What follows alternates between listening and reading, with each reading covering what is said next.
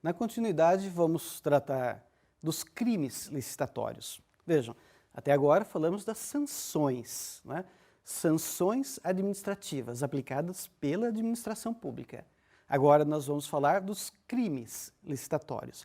Esses crimes são apurados, né, pela polícia e depois no judiciário, depois das audiências, da ampla defesa e contraditório, o juiz aplica uma sanção. Né? E quem leva esse fato criminoso para julgamento é o Ministério Público, promotor de justiça.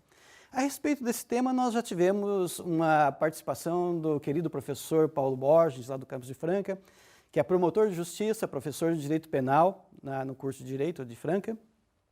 E vamos aqui apenas fazer alguns esclarecimentos pontuais a respeito dos crimes licitatórios, mesmo porque o professor Paulo já tratou individualizadamente de cada um deles.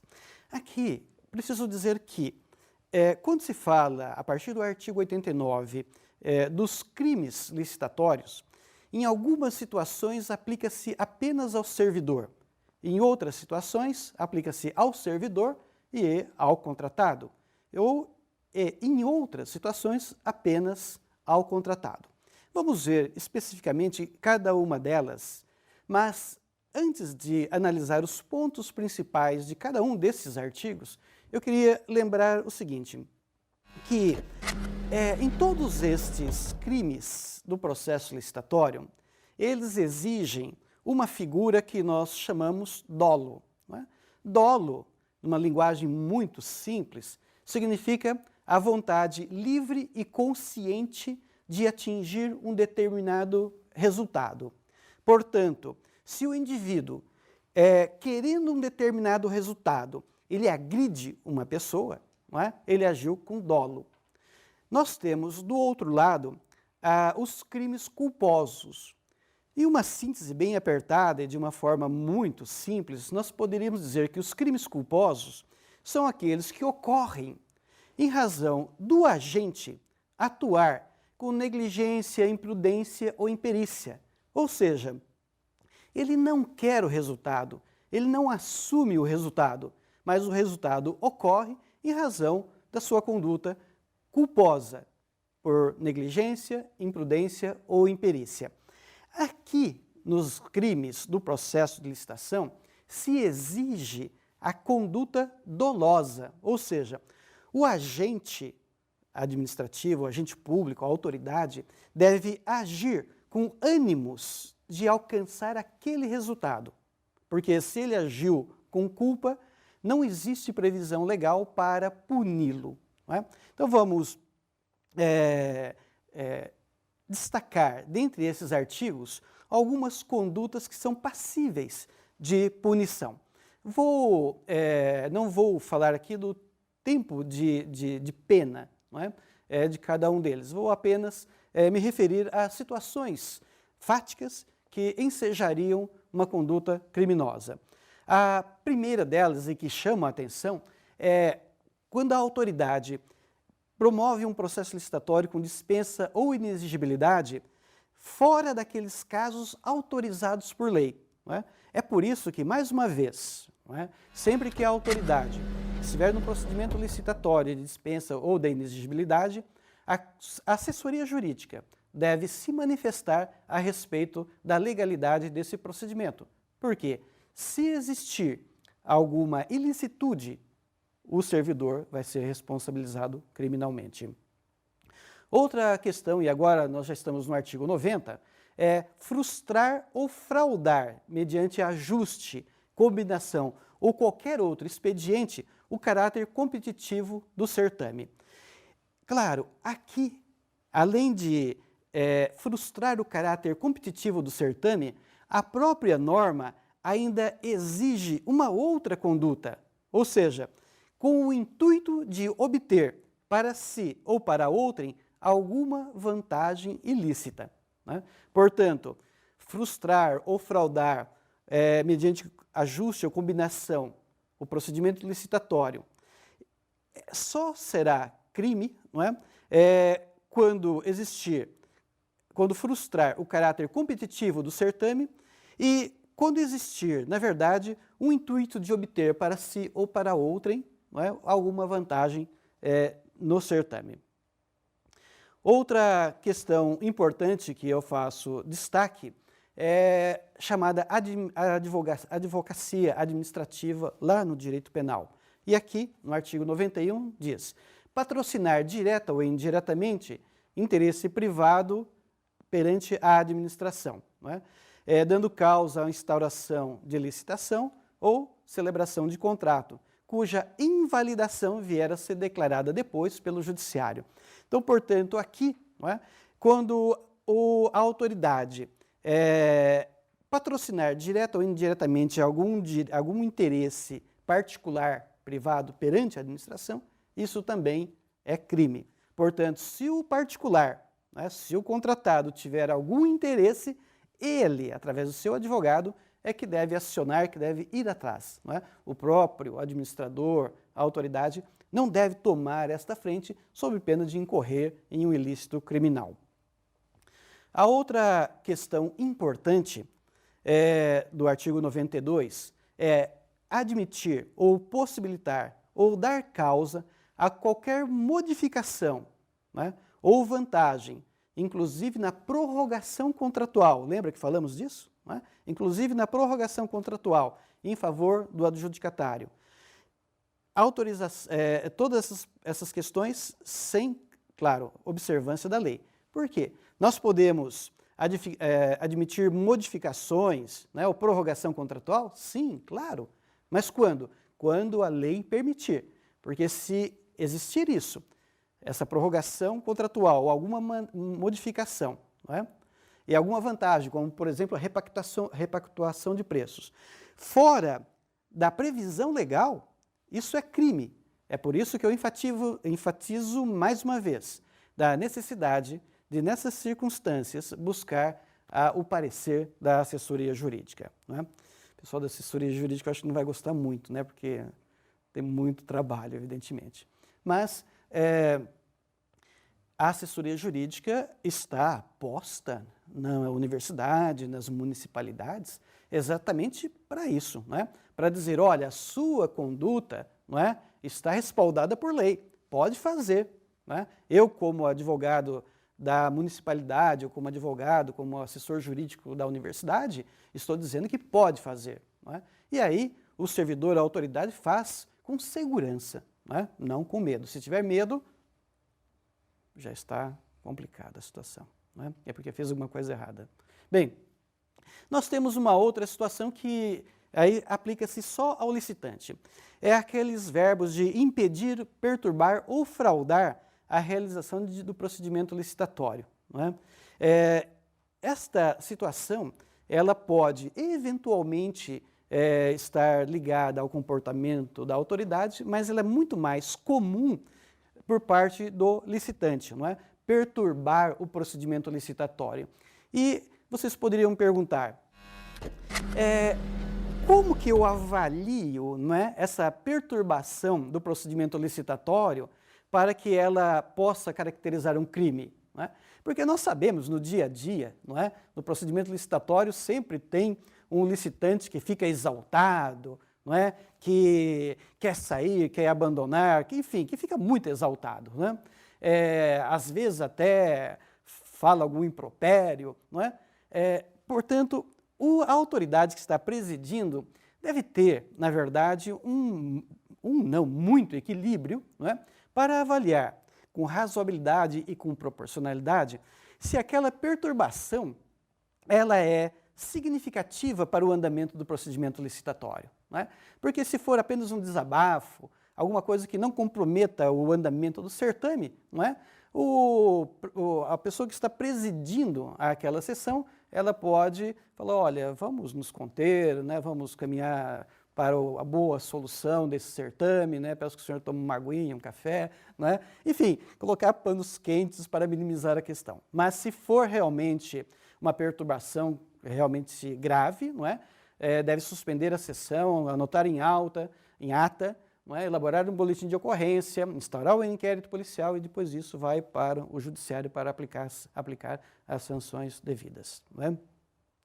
Outra questão também que pode envolver, e é muito raro, mas pode acontecer, é afastar licitantes, né, e normalmente por parte das empresas participantes, afastar ou procurar afastar o licitante por meio de violência ou grave ameaça, né, ou alguma fraude, não é, ou oferecimento de vantagem daquele tipo. Olha, não participa desse, não é, que no outro eu participo e você ganha sozinho, não é? Isso é crime. Não é? Ou daquele tipo, olha, se você oferecer um preço mais baixo, lá fora nós vamos conversar. Não é? É claro, guardadas todas as proporções, isso significa crime, não é? Se realmente esse fato impedir, não é, o outro licitante a participar do certame. Outra questão importante também é a devassa do sigilo da proposta. Não é? É crime, portanto, o presidente o pregoeiro ou quem está presidindo o certame, ele tem por obrigação, né, manter o segredo das propostas até, claro, evidentemente, a abertura da sessão de abertura dos envelopes. Né?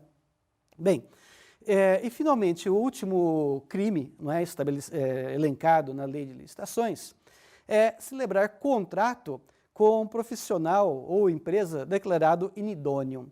Portanto, a inidoneidade que nós vimos lá no início, ela deve ser observada mesmo, ou seja, o administrador, não é? A autoridade, ele deve ter muito cuidado em avaliar se aquela empresa é idônea realmente, se ela não está impedida de contratar com a administração pública. Não é? Portanto, no âmbito do processo licitatório, não é? Nós da administração pública, e principalmente as autoridades que manejam o procedimento licitatório, devem ter o máximo cuidado, não é? Sob pena de incorrer nesses crimes. Não é? Todo cuidado é pouco. Nós vamos ouvir agora 2 questionamentos formulados a respeito desse tema dos crimes licitatórios, não é? Porque eles representam, na verdade, uma preocupação, não é? E deve ser mesmo, né? Uma preocupação por parte dos servidores da administração. Vamos ouvi-los, portanto.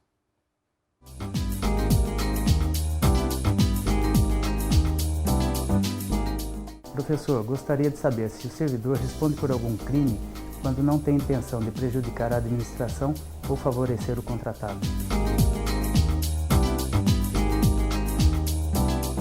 A questão envolvendo os crimes licitatórios realmente causa muita perplexidade, não é?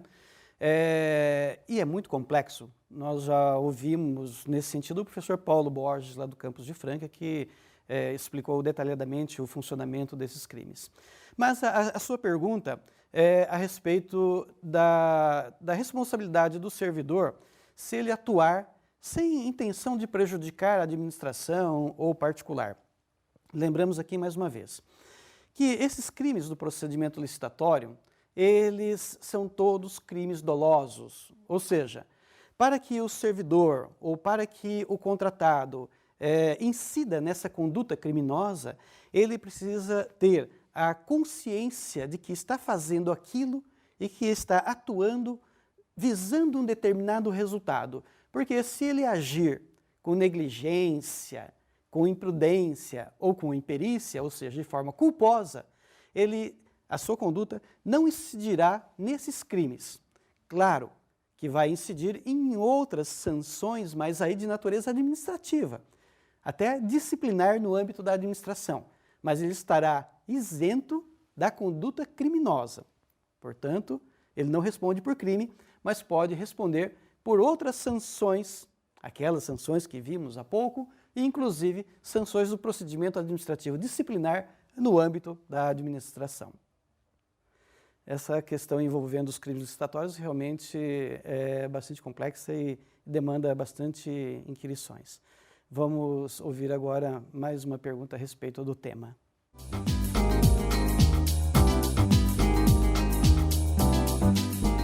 Professor, o servidor responde pelo erro do chefe?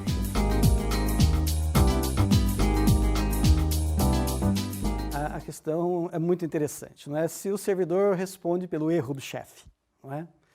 Normalmente o chefe quer sair ileso, né? Mas vamos lá. A questão é muito simples, não é? Quando o servidor recebe uma ordem do seu superior hierárquico, ele deve cumprir.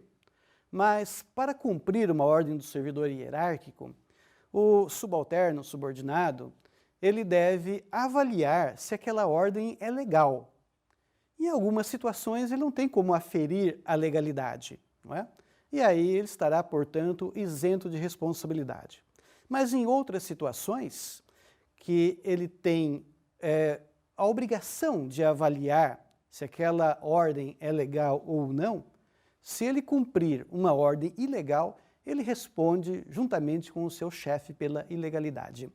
Para esclarecer essas duas situações, eu vou trazer dois exemplos para que fique bastante claro a resposta a essas indagações, não é? Certa vez um helicóptero em um apoio policial abriu fogo, não é, de metralhadora em cima de uma favela. Vamos imaginar o seguinte: o comandante da operação, via rádio, diz lá para o atirador: olha, gasta toda essa munição, vamos fazer esse povo aí correr um pouquinho, não é? E o atirador, não é, bisonho, mira lá aleatoriamente para algum lugar e puxa o gatilho, solta milhares de projéteis lá na população. Nesse caso, ele está cometendo um crime, não é? Primeiro, o comandante que mandou, segundo ele, não é, que está atirando a esmo, não é? Nesse caso, ele tem obrigação de saber que aquilo é uma conduta ilícita, não é, criminosa. Diferente se ele for um franco atirador para salvar uma vida e o comandante fala: olha, se estiver preparado, atire. É outra situação, não é? Agora vamos imaginar uma outra situação em que o servidor não tem certeza, não é? A pessoa foi contratada, entrou lá no setor de compras, não é? E o chefe da seção fala assim: olha, não, compra isso daqui com dispensa de licitação. Aí o servidor recém-ingressado na administração fala: mas pode? Não é? O cara fala: eu estou mandando, faça o que eu mando, não é? E depois vem o Tribunal de Contas, vem o Ministério Público e todo mundo é punido, não é? Claro que nesse caso ele tem uma saída dizendo: olha, eu entrei agora, não tive nenhum curso de capacitação, não sabia, é o meu chefe, mandou, não é? Então vocês percebem que em uma situação o servidor não tem condições de avaliar a legalidade ou não daquela determinação, né? Na outra, a pessoa tem obrigação de saber que aquela conduta é criminosa. Então, num caso, ele responde junto com o chefe. No outro, só o chefe responde, não é? E, evidentemente, nós vamos encontrar situações que só ele responde, não é? Quando? Quando ele não cumpriu as obrigações do seu cargo, ok? Muito obrigado pela atenção, espero que tenham gostado e convido todos vocês a participarem efetivamente do fórum de discussão, né, porque é lá que nós vamos discutir os casos práticos, né, que chamam mais atenção no dia a dia, ok? Muito obrigado, um abraço a todos e até nosso próximo encontro.